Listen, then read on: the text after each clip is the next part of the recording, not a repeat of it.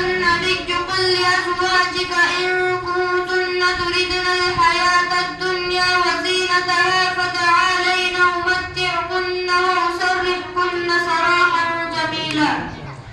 محترم صدر اجلاس، معزز علماء کرام، سامعین و سامعات، آج کے اس سالانہ اجلاس میں میری تقریر کا عنوان ہے رسول اللہ صلی اللہ علیہ وسلم کی معاشی زندگی.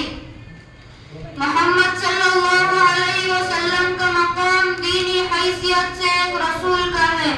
دنیاوی اعتبار سے اگر دیکھا جائے تو آپ صلی اللہ علیہ وسلم کی حیثیت کسی فرما روا یا بادشاہ وقت سے کم نہیں. دنیا کے بادشاہوں کا جاہ و جلال، ان کے عالیشان محلات، ان کے فاخرانہ لباس اور ان کی عیش پرستانہ زندگی سے کون واقف نہیں.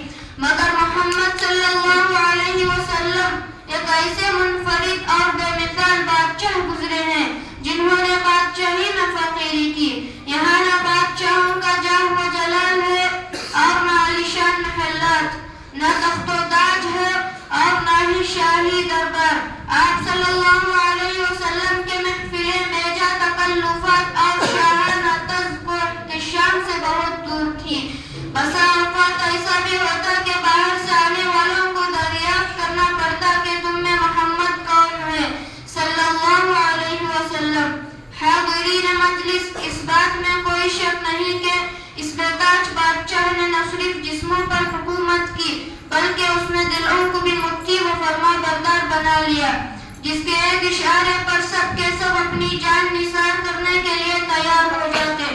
صلح حدیبیہ کے موقع پر عروہ بن مسعود الثقفی نے جو مکہ والوں کے جانب سے صلح و مصالحت کا قاصد بن کر آیا تھا، نبی کریم صلی اللہ علیہ وسلم کے ساتھ صحابہ کرام رضوان اللہ علیہم اجمعین کے تعلق خاطر کا جو حال دیکھا، واپس جا کر ان الفاظ میں بیان کیا: اے قوم، قسم بخدا میں قیصر و کسریٰ اور نجاشی جیسے بادشاہوں کے پاس جا چکا ہوں. میں نے کسی بادشاہ کو نہیں دیکھا کہ اس کے ساتھی اس کی تعظیم کرتے ہوں جتنی محمد کے ساتھی محمد کی کرتے ہیں.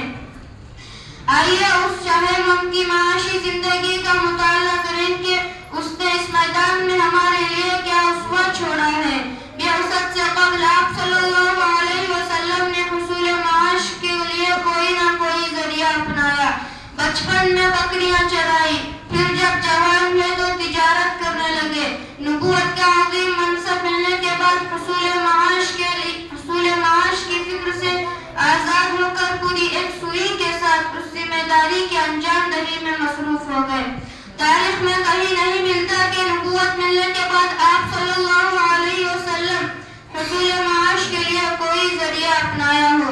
وفادار بیوی نے اپنا سارا مال آپ صلی اللہ علیہ وسلم کے لیے اور دین کی اشاعت کے لیے وقف کر دیا تھا. اسی پر آپ صلی اللہ علیہ وسلم کا گزارا ہوتا تھا. عہد مدنی میں جب فتوحات کے نتیجے میں مال غنیمت حاصل ہوا تو خمس غنیمت اور مال فی کا ایک حصہ آپ کا حق قرار دیا گیا، مگر اس میں سے بھی آپ اپنی ضرورت کے لیے بہت کم لیتے تھے. اکثر مسلمانوں کے مفادات ہی میں استعمال کرتے، جیسا کہ آپ صلی اللہ علیہ وسلم کا ارشاد ہے: والخمس مردود علیکم. خمس غنیمت بھی تمہارے ہی اجتماعی مصالح کے لیے استعمال ہوگا. زہد و قناعت کی وجہ سے اکثر فاقوں کی نوبت آتی. اما عائشہ رضی اللہ عنہا فرماتی ہے: لقد مات رسول اللہ صلی اللہ علیہ وسلم وما شبع من خبز وزيت في يوم واحد مرتين. رسول اللہ صلی اللہ علیہ وسلم دنیا سے اس حال میں رخصت ہوئے کہ آپ صلی اللہ علیہ وسلم نے کبھی دن میں 2 مرتبہ سیر ہو کر روٹی اور روغن نہیں کھایا. حضرت عائشہ رضی اللہ عنہا ہی سے مروی ہے: ما شبع رسول اللہ صلی اللہ علیہ وسلم من خبز الشعیر یومین متتابعین حتی قبضا. محترم سامعین، رسول اللہ صلی اللہ علیہ وسلم کا سن تھے کہ والدین کا سایہ سر سے اپنے دادی اور چچا کے گھر میں پرورش پایا، یہی سن رشد کو پہنچا۔ 25 سال کی عمر میں حضرت خدیجہ رضی اللہ عنہا سے شادی کی اور انہی کے گھر میں رہے۔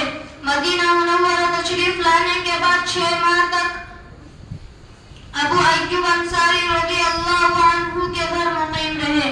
مسجد نبوی کے اطراف اہل و عیال کی حجریں تعمیر کروا کر مکہ سے اہل و عیال کو بلوایا اور انہی حجروں میں ان کو رکھا۔ آخری ایام میں آپ صلی اللہ علیہ وسلم کی 9 بیویاں تھیں اور الگ الگ حجروں میں رہتی تھی، جن میں نہ صحن تھا نہ کوئی کمرہ۔ ہر حجروں کے ساتھ 6-7 ہاتھ سے زائد نہ تھی۔ دیواریں مٹی کی تھی جن میں جا بجا شگاف پڑ گئے تھے۔ چھت کھجور کی شاخوں کی تھی۔ بارش کے زمانے میں ان پر کمبل ڈال دیے جاتے تھے تاکہ پانی اندر نہ آئے۔ بلندی اتنی تھی کہ آدمی کھڑا ہو کر چھت کو ہاتھ لگا سکتا تھا۔ حجروں کے دروازوں پر ایک پردہ ہوتا تھا۔ سخت سے سخت گرمی کا موسم انہی میں گزر جاتا تھا۔ مسجد نبوی کا صحن گویا آگ کا دیوار خانہ تھا، یعنی جہاں آپ صلی اللہ علیہ وسلم لوگوں سے ملاقات کرتے تھے،